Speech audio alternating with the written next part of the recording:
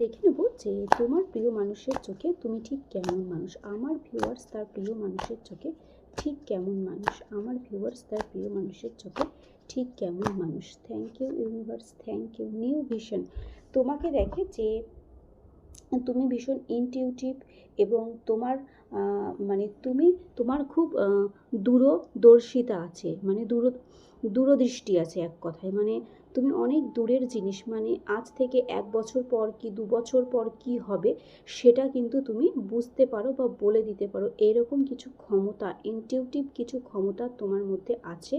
সে মনে করে তুমি ইউনিভার্সের সাথে ভীষণভাবে কানেক্টেড, তোমার মধ্যে ইউনিভার্সাল কিছু পাওয়ার আছে।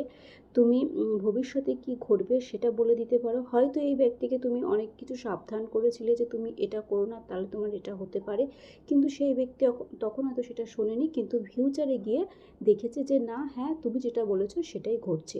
তো এইরকমই কিন্তু তোমার মানুষটি তোমাকে দেখে।